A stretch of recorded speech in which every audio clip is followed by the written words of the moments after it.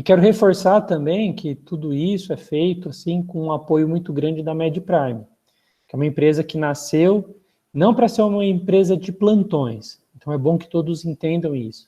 Nós somos uma empresa que nasceu buscando a educação médica continuada e de excelência. Então nós temos projetos nesse sentido.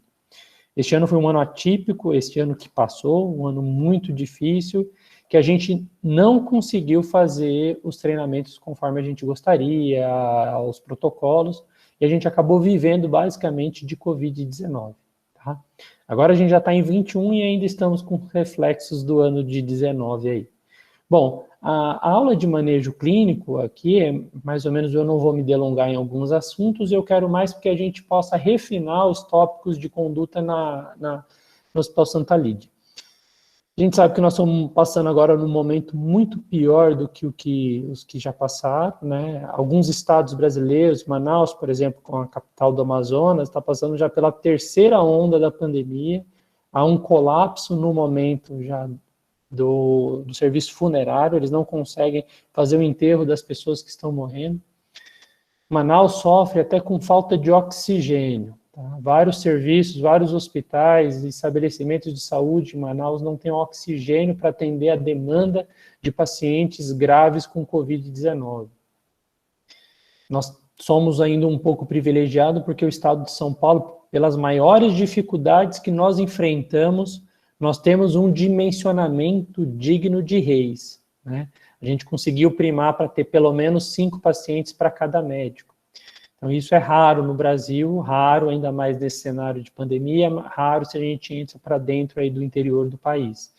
Então ainda o estado de São Paulo ainda está conseguindo sobreviver, mesmo tendo o maior número de mortes em números absolutos, né? Aqui são os números estimados atualmente. Nós estamos chegando próximos aos 100 milhões de casos já de infecção pelo novo coronavírus no mundo e quase 2 milhões de óbitos. O Brasil e os Estados Unidos lideram esse número. O Brasil tem um dos maiores percentuais, das maiores proporções de morte por milhões. E se a gente olha aqui nessa curva de mortes por dia, nós estamos basicamente batendo nas últimas 10 dias o mesmo número de óbitos diários do pior momento da pandemia no país, que é manter essa taxa acima de 1.000 óbitos. Ontem houve uma queda significativa do número de óbitos, mas domingo, geralmente isso acontece, são os números represados pela falta de exames e de diagnósticos. Infelizmente, a gente não vê um cenário muito bom nos próximos dias. Nós estamos atendendo ainda muita gente que se infectou no Natal. Quase todo mundo, quase todos os pacientes que a gente avaliou hoje, eu fiz questão de perguntar para 10 pacientes quando eles descobriram a infecção, e quase todos eles descobriram numa situação de encontro familiar próximo ao dia 23, 24 de dezembro. Então nós ainda vamos ter os casos dos dias 31 e 1º, e ainda as pessoas que prolongaram os dias de férias na praia, como vocês têm visto nos telejornais, as praias totalmente lotadas, as estradas entupidas de pessoas, e aí a infecção ganhando proporções de transmissibilidade muito maiores do que em qualquer outro momento da pandemia. O que a gente precisa discutir um pouquinho em relação ao contexto epidemiológico é que a gente precisa ser exemplo, a gente precisa disseminar alguns conceitos, alguns valores, que possam permitir para a sociedade reduzir e frear essa transmissão. Uma das formas da gente conseguir frear essa transmissão é utilizar testes para descartar a infecção pelo coronavírus. Então eu preciso diagnosticar, mas eu não posso fazer esses exames a qualquer momento. Os testes eles precisam ser em momento oportuno. Há um grande número de pessoas que fizeram e que me pedem PCR, sorologia para de modo assintomático para fazer algumas aferições e de que elas não são possíveis de serem feitas, tá? Então vamos tentar restringir a realização desses testes apenas para pacientes sintomáticos. Vocês vão ver na aula que tem vários logos, porque eu estou aproveitando a mesma aula que eu utilizei em outros serviços aqui. Coloquei aqui para ficar muito claro que o que a gente vai discutir aqui é referente ao serviço no Hospital Santa Lídia. Então, antes de mais nada, a gente precisa só ponderar alguns pontos em relação ao uso dos EPIs. Tá? Primeiro de tudo, eu não posso esquecer da higienização das mãos. Antes e depois de colocar toda a EPI, eu vou sempre fazer a higienização das mãos. Outra coisa, nós estabelecemos lá o uso da máscara N95 para todo momento de assistência dentro da área COVID. Então, quando eu passar da porta que está atendendo pacientes com COVID, dentro do núcleo, dentro da sala, dentro do posto 3, dentro do posto 4, ou lá embaixo na emergência, dentro das salas de atendimento com pacientes COVID, eu vou usar a máscara N95 o tempo todo. Eu posso utilizar o avental. Depois de ter higienizado as mãos, eu coloco o avental e as luvas. E eu posso usar o avental para fazer o atendimento sequencial. Então, eu atendo um paciente com o mesmo avental, eu retiro as luvas, higienizo as mãos e coloco outra luva. Tá? É muito importante que entre um paciente e o outro, eu promova a troca de luvas e a higienização das mãos.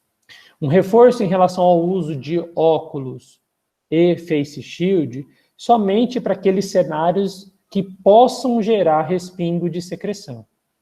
Para os outros cenários, então eu estou entrando num quarto que alguém está fazendo uma VNI, estou entrando num quarto onde eu vou apenas examinar o paciente, eu não preciso usar os protetores de olhos, os protetores faciais. Outra pergunta que muita gente faz é em relação ao descarte desse material. Eu posso descartar no lixo comum, e a máscara N95 a gente tenta segurar o uso dela, fazer a troca dela a cada 15 dias. Tá? Então vocês utilizam ela, guardem ela com vocês, guardem elas num saquinho protetor, aberta para arejar, para respirar, e podem reutilizá-la no sequência de 15 dias. Os principais sintomas e sinais da infecção pelo coronavírus, eles se assemelham muito aos quadros gripais comuns, né? Ao longo da pandemia, a gente já viu as mais diversas manifestações de sintomas. Mas vale lembrar que a ageusia e a anosmia, quase sempre associado com esse quadro gripal, está relacionado com a infecção pelo coronavírus. No hospital, no Santa Lídia, os pacientes que vão ser encaminhados para o nosso atendimento são os pacientes com hipoxemia. Muito raramente a gente vai atender alguém que não esteja precisando de oxigênio naquele serviço.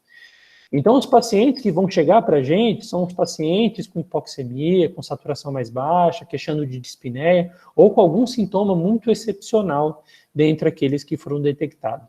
Existe uma das primeiras publicações no New England, foram das características clínicas da infecção lá na China, na primeira onda que eles tiveram ali em janeiro e fevereiro.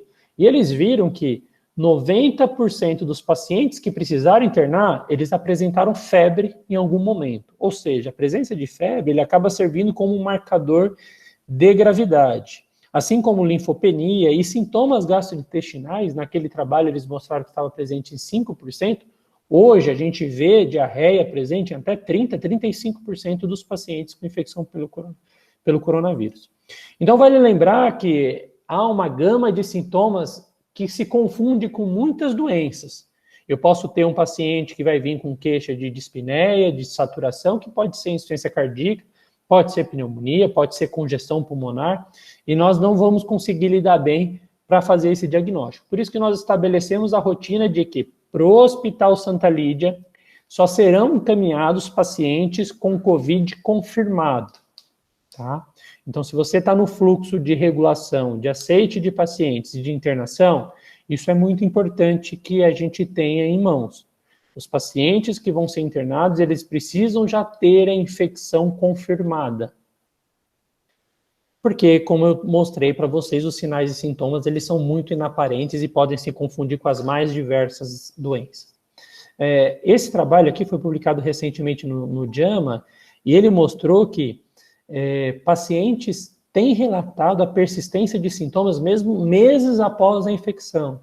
Mais de 70% dessa revisão, de mais de 2.000 pessoas que tiveram Covid na China, eles comprovaram que essas pessoas apresentavam persistência de fadiga, persistência de cansaço, persistência de insônia e quadros de transtorno depressivo. Então, são algumas questões muito significativas que a gente precisa colocar quando eu vou dar alta para o paciente. Às vezes o paciente ele não entende que ele está indo de alta porque melhorou os sintomas, mas que os sintomas ainda podem levar muito tempo para sumirem totalmente. Nós criamos alguns algoritmos, né, para mostrar, assim, esse caso parece ser referente mais à infecção pelo coronavírus, quando eu tenho uma hipoxemia persistente, ausência de instabilidade, a tosse seca, mais arrastada, o uso da procalcitonina poderia nos ajudar, e a linfopenia e plaquetopenia, que inclusive são marcadores de gravidade. Mas no diagnóstico mesmo, existe esse trabalho, existe essa recomendação da Sociedade Brasileira de Radiologia, que ela não indica a realização de tomografia como protocolo de triagem. Tá? Eu preciso lembrar das outras doenças infecciosas, então eu tenho outras doenças que podem mimetizar o quadro de infecção pelo coronavírus, e eu posso não consigo guiar apenas pelo exame radiológico, né? Mas isso é só para a gente poder pensar em algumas vezes fora da casinha. Então eu não posso também me dar o luxo de receber todo o paciente com o diagnóstico já confirmado de COVID e me ater a ele até o final, mesmo vendo às vezes deterioração clínica do paciente. Em alguns momentos eu preciso pensar que ele pode estar sendo acometido por outras afecções e infecções. Nesses casos em que há uma dúvida diagnóstica, em que há uma alteração que possa ser compatível com uma outra doença, aí sim podemos fazer uso da tomografia, já que ela guarda um valor diagnóstico sensível. Esse exame é só para mostrar que às vezes a gente tem uma dissociação clínico-radiológica muito grande. Tá? A tomografia, às vezes, mesmo tomografias com comprometimentos de 70%, podem não significar uma hipoxemia severa. Então, alguns pacientes têm um comprometimento muito extenso e com uma clínica muito boa. Esse exame de tomografia, ele serve apenas para tirar um pouco da nossa paz e aumentar a nossa ansiedade em fazer alguma coisa vendo aquela tomografia muito alterada. Vamos guardar as tomografias para as recomendações, que seriam essas daqui que a gente vai deixar. Apenas para elucidação diagnóstica, quando eu estou querendo descartar outras doenças que podem estar associadas ou concomitantes a essa infecção pelo COVID. E eu vou fazer esse exame quando o raio-x, quando a radiografia de tórax simples, ela não conseguiu sanar essas minhas dúvidas. Ela é desnecessária em casos graves. Então, pacientes graves, eu não preciso fazer tomografia, não preciso seriar tomografias. Por que a gente tenta evitar a realização da tomografia no hospital? Uma, porque a gente tem um problema técnico e estrutural muito grande com a tomografia no Hospital Santa Lídia. O segundo é porque eu preciso evitar a circulação do doente com coronavírus pelo hospital. Eu ando pelo elevador, ando pelo corredor, isso aumenta a chance de contaminação ambiental. Terceiro é pelo assunto, pelo ponto que eu já explanei aqui. Existe uma dissociação muito grande da tomografia com o contexto clínico do paciente. E quarto é que a tomografia não vai ditar nenhuma mudança na conduta. As nossas condutas, elas são tomadas basicamente nos sintomas clínicos do paciente. Tá? Então, a gente faz a radiografia no diagnóstico ou após 48 horas, porque eu mostrei naquela triagem ali atrás, que foi uma revisão bem legal publicada recentemente no JAMA, que a realização da radiografia num momento muito precoce pode não esclarecer muita coisa. Então, eu preciso que o paciente tenha 2, 3 dias de sintomas para ver alguma coisa. Em relação aos exames diagnósticos, os métodos sorológicos e de PCR, eu preciso entender essa cascata, essa linha, essa ordem do processo inflamatório da doença. Eu preciso lembrar que nos primeiros dias acontece a fase viral, a fase de replicação viral. Nesse momento em que está acontecendo a fase de replicação viral, é um momento ótimo para eu conseguir detectar através do RT-PCR. Tá? Essa detecção ela pode ficar prejudicada no primeiro, no segundo dia de sintomas. Isso se deve porque às vezes o paciente está pouquíssimo sintomático. Então existe uma mística de que o dia ideal, o dia ótimo, seria a partir do terceiro dia. Mas E isto não impede do RT-PCR vir positivo já no primeiro dia. Como nós estamos falando de um contexto do hospital que todos vão vir positivos, colham o PCR já no primeiro dia, se em algum momento precisar. Tá? Mesmo que venha negativo, e se a clínica for muito compatível, a gente repete o exame no dia seguinte. Nós temos feito isso na unidade de emergência. A gente não tem esperado vários dias de sintomas para fazer o RT-PCR. Tem pessoas que positivaram já na abertura dos sintomas. Eu, por exemplo, fiz o exame com mais de 24 horas do início dos sintomas e veio negativo. Tive que refazer do terceiro para o quarto dia.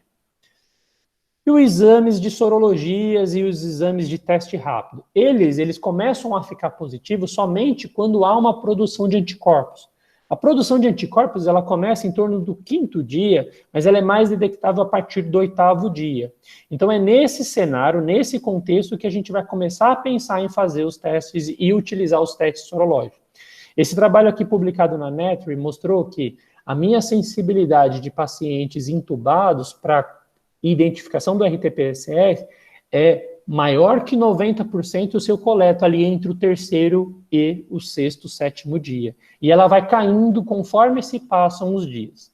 Mas uma regra que a gente tem utilizado é que para pacientes intubados que não têm o diagnóstico, não foi ainda realizado o diagnóstico de COVID, eu vou fazer a coleta, mesmo que já tenham passado 8, 9, 10, 15 dias do início dos sintomas. Tá? Eu não vou ficar discutindo aqui do RT-PCR negativo, mas eu quero mostrar para vocês isso daqui. Essa é uma série de tempo que vocês vão poder utilizar. Essa que é uma dúvida muito importante, que tem acontecido em vários momentos no nosso contexto e que a gente sabe que a regulação vai acabar mandando algum caso desse. Que é aquele paciente que tem sintoma e vem com teste rápido positivo. Primeiro de tudo é a gente avaliar se a clínica dele é compatível. Segundo é que nós definimos, que o hospital definiu por uma questão jurídica, uma questão de organização, que obrigatoriamente os casos que forem triados, conduzidos com um teste rápido, precisam ser discutidos com a CCH. Então, comigo, com o Tiago ou com o Lécio. Se o paciente ele chegou com um teste rápido positivo, somente com este exame, nós vamos coletar o RT-PCR para confirmar o diagnóstico, porque nós também precisamos notificar e faturar essa conta.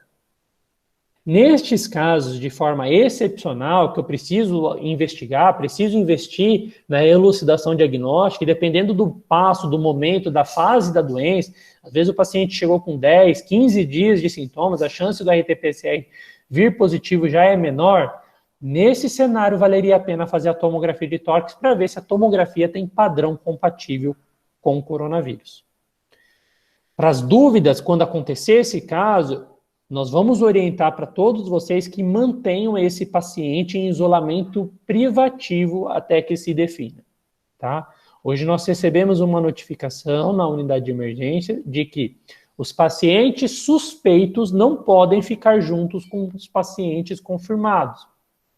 Isso é muito importante, tem uma responsabilidade jurídica muito grande.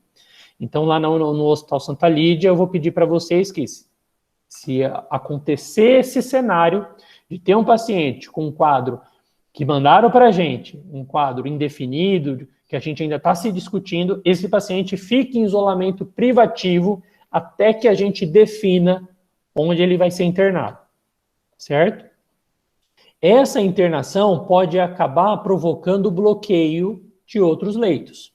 A gente vai referenciar isso para a diretoria e para a regulação, que aquele leito precisou ser bloqueado porque a gente ainda está investigando esse quadro, certo? Bom, para a gente falar um pouco do tratamento, eu vou passar aqui para algumas partes e é o que a gente vai tentar manter de conduta no Hospital Santa Lídia. Nós fizemos algumas análises nos últimos meses e que elas serviram, inclusive, para a gente reforçar as nossas condutas nesse bloco. Uma das nossas análises é que a mortalidade dos pacientes que nós internamos foi de cerca de 14% a 16%. Tá? Eu fiz a análise de mais de 300 pacientes internados em 2 meses e meio de pandemia, quando o nosso atendimento era exclusivo para COVID, e nesse período, a mortalidade dos pacientes foi de cerca de 12 a 14%. Isso é uma taxa muito boa, muito satisfatória. Outro dado muito interessante também que nós temos é que a taxa de utilização de antibióticos ela também foi baixa. Então, nós temos uma pressão muito menor de bactérias resistentes comparado com outros hospitais que estão vivendo verdadeiras epidemias de KPC. O outro cenário que também nós temos aqui é a utilização muito agressiva da ventilação não invasiva. Então, tem alguns trabalhos sendo compilados pela fisioterapeuta, pela Lorena. Ela mandou os dados para o Jesus poder avaliar e a gente está tentando analisar melhor o desfecho, a diferença de desfecho. E nós temos, assim, uma capacidade de utilizar a fisioterapia de uma forma muito forte, muito importante e significativa no hospital. Bom, o Palocci tinha criado um pacote de exames para serem solicitados na entrada. Então, seria hemograma completo, função renal, o PCR, porque ele mostra com muita exatidão onde que está a doença, em qual fase está a doença, o dedímero, que é um marcador de gravidade que a gente pode repetir após 3 dias se o dedímero estiver alterado, LDH medindo o grau de inflamação pulmonar, TGO, TGP e bilirrubinas. Eu não preciso coletar cultura, não preciso coletar urina, não preciso coletar hemocultura, não preciso coletar mais nada, especialmente esses exames de culturas e hemoculturas, tá? Eu vou mostrar mais para frente por que a gente não precisa fazer isso. Quanto à gasometria arterial, ela não ajuda a guiar nenhuma conduta. A gasometria arterial ela tem uma finalidade para momentos específicos e quase que exclusivamente para pacientes intubados. Pacientes que não estejam intubados, a gasometria arterial acaba trazendo mais riscos do que benefício.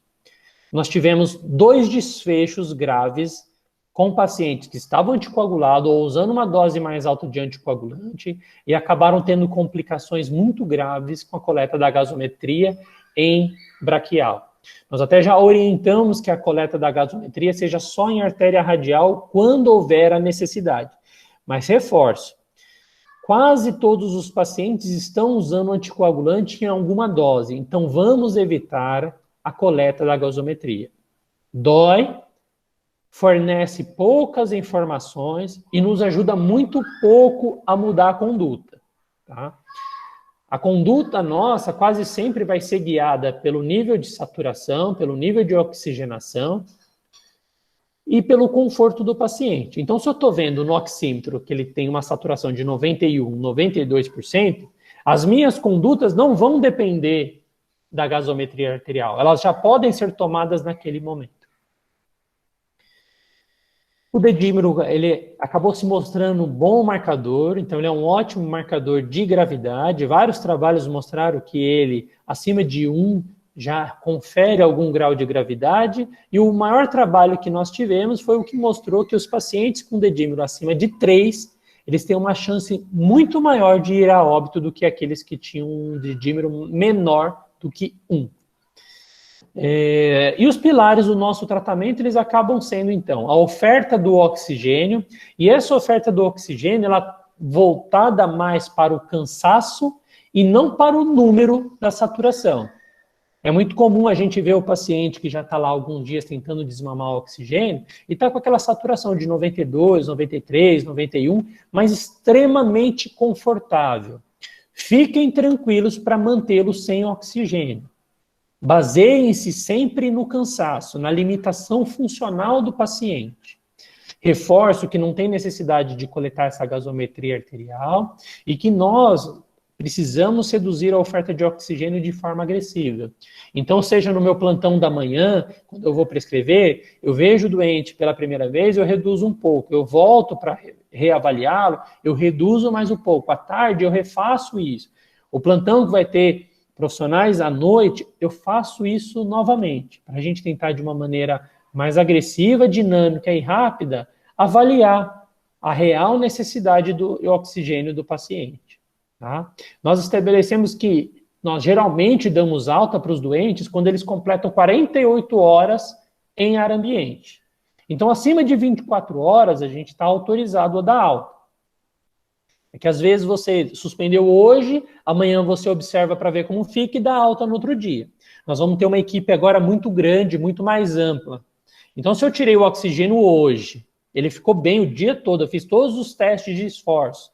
Amanhã o paciente está muito bem, com os exames laboratoriais normais, clinicamente muito bem, não tem sinais nenhum que possa descompensar, e eu estou autorizado a dar alta aí, tá? Lembre de tentar pronar os pacientes até em ventilação espontânea. Então, reforcem com os pacientes. Isso já está muito provado, muito bem documentado, que a posição de prona oferece um maior conforto, uma melhora na recuperação desse doente e uma maior chance dele não complicar. Então, lembrem de todos os dias reforçar para o seu paciente que ele precisa fazer... se manter na posição prona. VNI, suporte de fisioterapia. Então, todo paciente que interna com COVID no hospital, ele precisa receber a prescrição de fisioterapia respiratória e motora 2 vezes por dia. Todos os pacientes. Um ou outro paciente que a gente achar que não esteja precisando, aí a própria fisioterapia vai nos passar que não está precisando e vai suspender. E como eu disse, nós somos muito liberais e agressivos com o uso da VNI. A VNI tem evitado um número muito grande de intubações, porque ela não é só uma modalidade, ela não é uma modalidade substitutiva. Ela é uma modalidade de fisioterapia. Então, nós vimos que os pacientes, e isso a gente vai fazer essa análise, mas tem outros trabalhos já publicados que mostraram que a VNI salva a intubação. E a gente sabe o que acontece com os pacientes que acabam sendo intubados. Bom, a parte relacionada à ventilação no paciente intubado, em relação à intubação, as indicações de prona para esse paciente, a gente vai deixar tudo para a próxima aula. Tá? Eu vou deixar tudo para a próxima aula, mas eu só vou reforçar aqui que é algo que a gente às vezes acaba se perdendo. A transmissão da infecção pelo coronavírus, ela se dá por contato próximo a um ambiente fechado e por via respiratória. Então, eu não preciso ficar muito preocupado em relação à transmissão de COVID pela pele. Tá? Isso acontece, às vezes, a gente fica muito ansioso, muito desconfortável quando há um respingo de alguma secreção no braço, apesar de que era para a gente estar usando o avental. Mas tentem se ater no meio de... Eu coloquei esse slide justamente no meio da discussão, está falando de tratamento e intubação, para tentar tentar trazer tranquilidade de que a doença ela é uma doença de viabilidade respiratória. Então, se eu não estou dentro desse contexto, a chance de alguém ser infectado é muito menor. Eu vou passar rapidamente, porque isso vai ser tema da aula da semana que vem. E nós estamos deixando isso aqui, que é uma colinha que o Douglas me ajudou a elaborar, que é um modelo para intubação.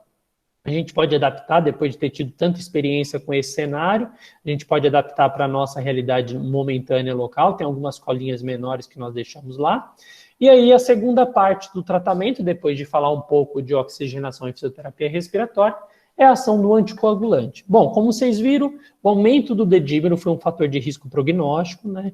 E a doença, a gente tem um entendimento muito claro dela, que ela apresenta uma manifestação sistêmica inflamatória, ativando a cascata de coagulação, de forma que muitas análises mostraram que, em necrópsia, os pacientes apresentavam microtrombos pulmonares.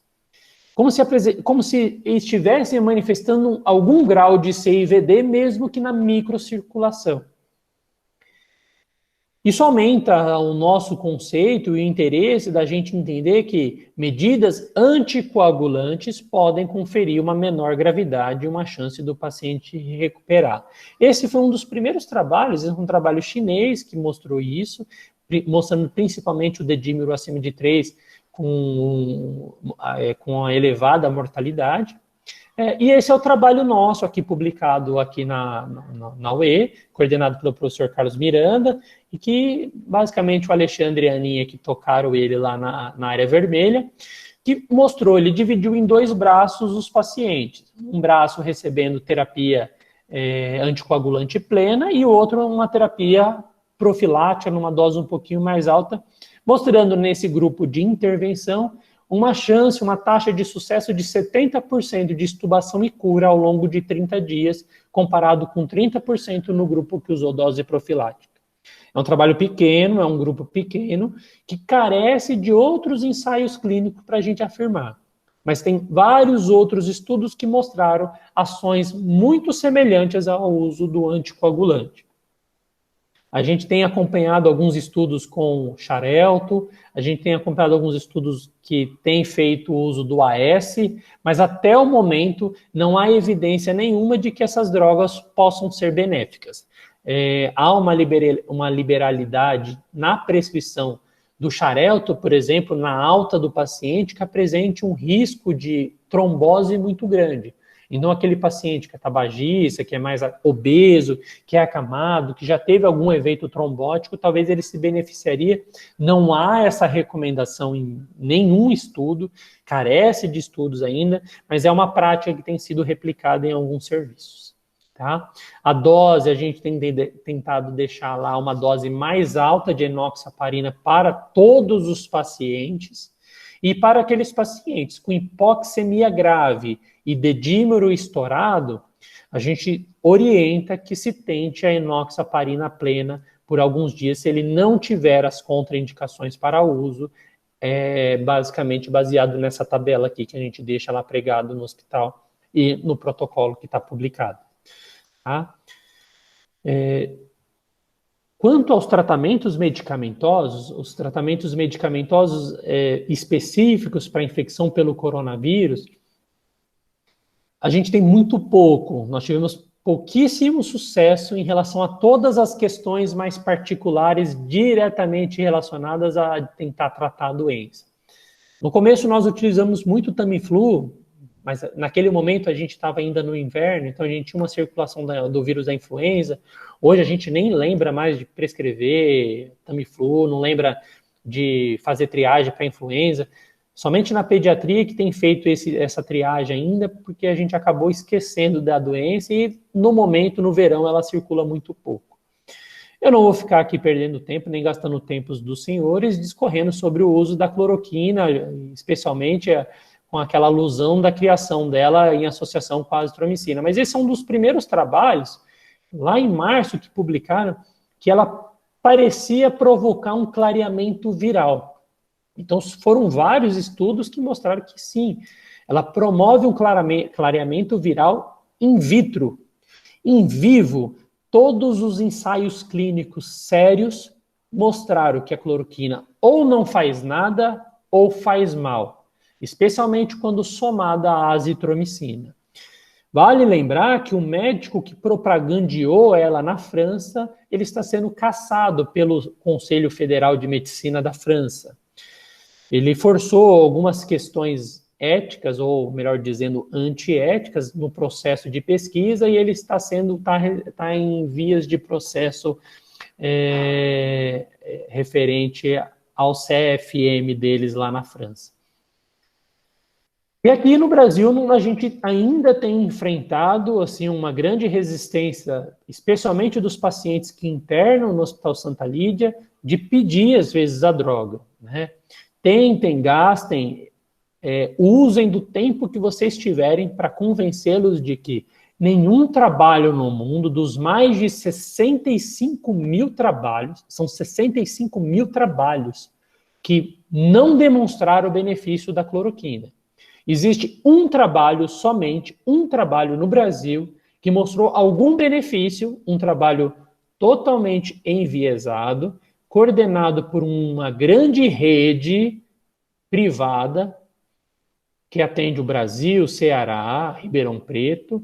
Apenas esse trabalho, cheio de falhas metodológicas, o único que mostrou algum benefício para pacientes com quadro leve. Então, continuem investindo em tempo para dizer para os pacientes que eles não precisam usar essa droga. O Remdesivir, que é o medicamento usado para o ebola, foi estudado em vários cenários.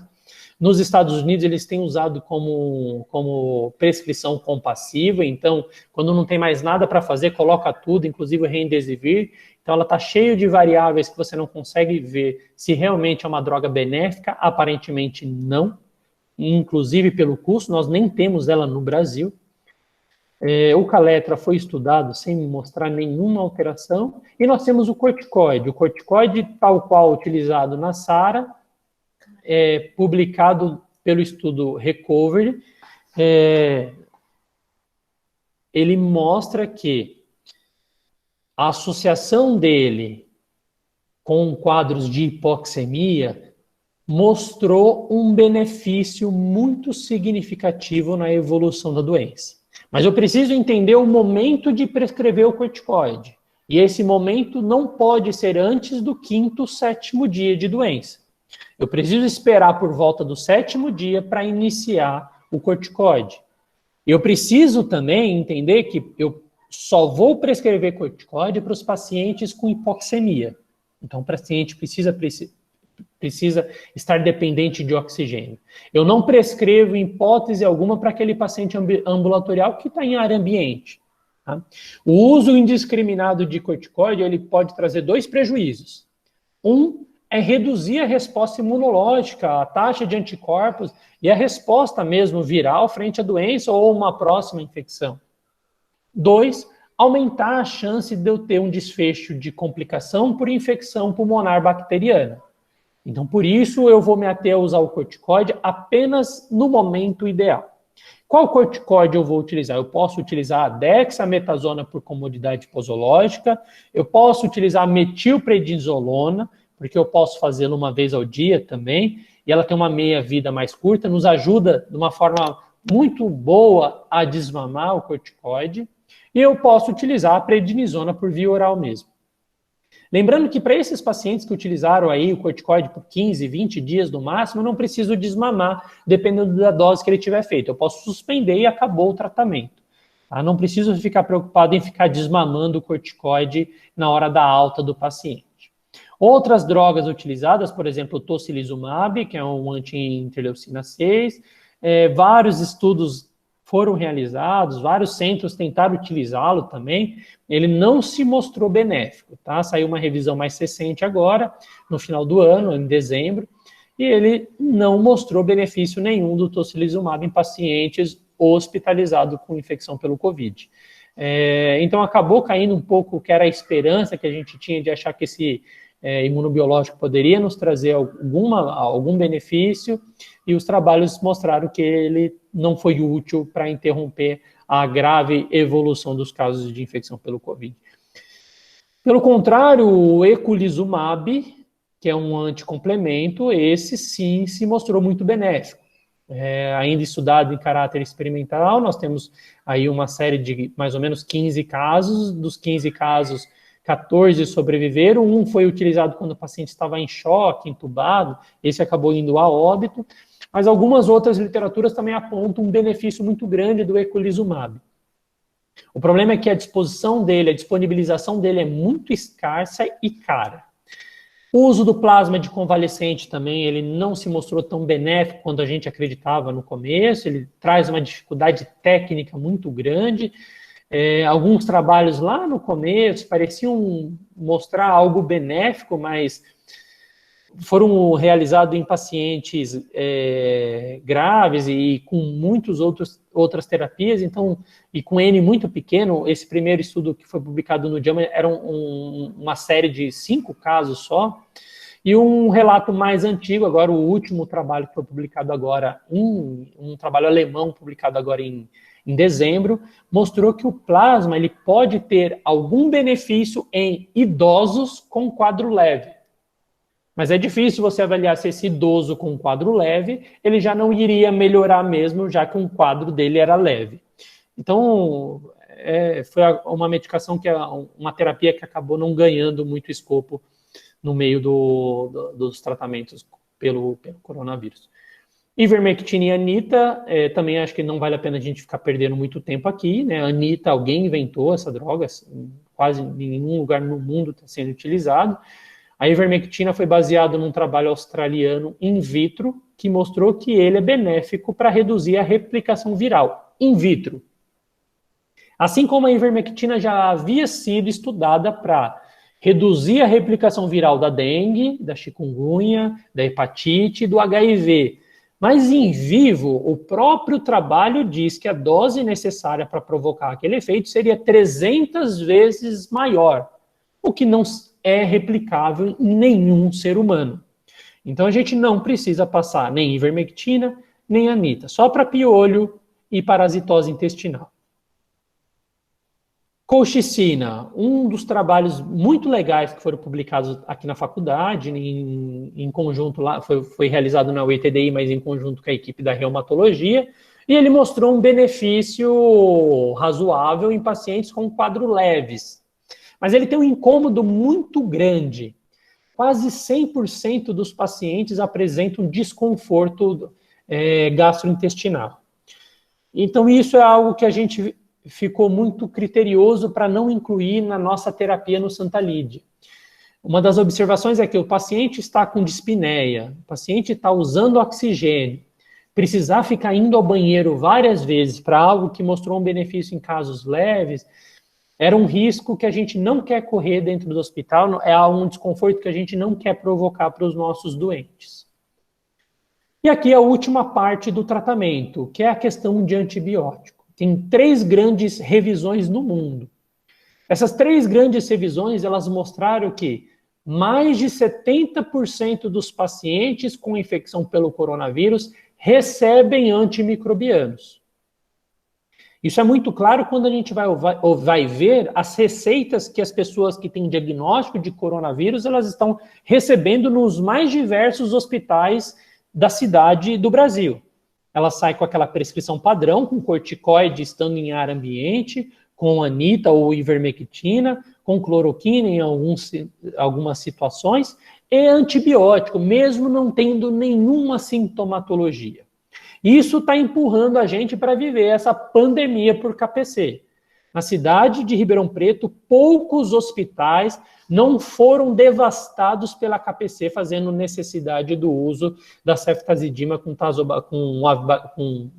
avibactam, que é o nosso Torgena.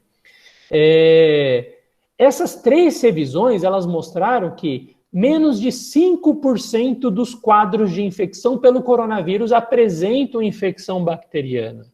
Então, fiquem tranquilos de internar o paciente sem antibiótico. Na verdade, nós gostamos que façam isso. Não prescrevam antibiótico. E nos ajudem, se algum colega prescrever, naquele momento que o quadro estava nebuloso, com pouca história, o paciente estava pior, mais agitado, que a gente não tinha muitos elementos e eu acabei prescrevendo, lembre de tentar tirar na próxima prescrição. Não tem problema nenhum ser o médico do dia seguinte tirar um antibiótico. É algo que a gente vai poupar se ele evoluir com mais gravidade, é algo que a gente vai fazer com que o nosso hospital não tenha essa pressão de KPC. Eu preciso lembrar, por fim, dos fenômenos trombóticos, já que a gente tem acostumado a ver relacionados ao coronavírus, os eventos adversos relacionados a essas terapias propostas. Muitos pacientes, principalmente os obesos, que ficam muito tempo em ventilação mecânica e curarizado, acabam evoluindo com úlcera de pressão e também com neuropatia do paciente crítico, tá? As infecções bacterianas, que são as infecções relacionadas à assistência à saúde, elas são um problema muito grande nesse contexto, então a gente precisa redobrar a atenção para o uso de EPI, para a higiene das mãos e principalmente para a retirada precoce de dispositivos. No Santa Lídia nós criamos uma regra, que não está escrito, mas que a gente faz cumprir, é de que não se utiliza catéter central fora da terapia intensiva. Justamente para a gente não ter infecções, e nós não temos infecções de corrente sanguínea. A gente evita ao máximo usar sonda vesical de demora, a gente tenta estimular o tempo todo a não ter dispositivo nenhum. E a gente precisa participar dessa construção do hospital, de cobrar que ele seja limpo, que ele seja organizado e de que todos os insumos para a higienização das mãos estejam no local adequado. Muitas vezes eu tenho álcool entupido, falta de álcool, falta de sabão. E todos precisam participar dessa construção de um hospital mais limpo, mais seguro e mais preparado para atender tudo isso. Diante de tudo isso, a gente não pode esquecer a principal modalidade, principal forma de evitar a proliferação, a disseminação das bactérias dentro do hospital. Pode acontecer de nós termos uma KPC, uma Acinetobacter, mas dali em diante eu preciso interromper que ele passe do paciente para o cenário, que ele passe do paciente para os elementos físicos e que, principalmente, ele não chegue no próximo doente. Não esqueçam de todos os pacientes, quando eles forem de alta, lembrar de identificar que ele tem que cumprir um isolamento, uma quarentena. Então, a gente tem recomendado, baseado no protocolo do município de Ribeirão Preto e da Anvisa, que se ele teve SRAG, ele precisa ter 20 dias de isolamento a partir do início dos sintomas, orientar cuidados em casa, explicar sobre a persistência dos sintomas, de que ele não vai para casa, muitas vezes 100%, e que vai levar algumas semanas para ele se recuperar totalmente, fornecer os atestados, os relatórios e reforçar todas as medidas para exercícios respiratórios. Pessoal, era isso que eu queria falar com vocês. Mostrar para vocês um pouquinho do nosso contexto, do que a gente quer fazer, do que a gente precisa fazer e do que a gente pode fazer no contexto, na condução desses casos no combate à infecção pelo coronavírus.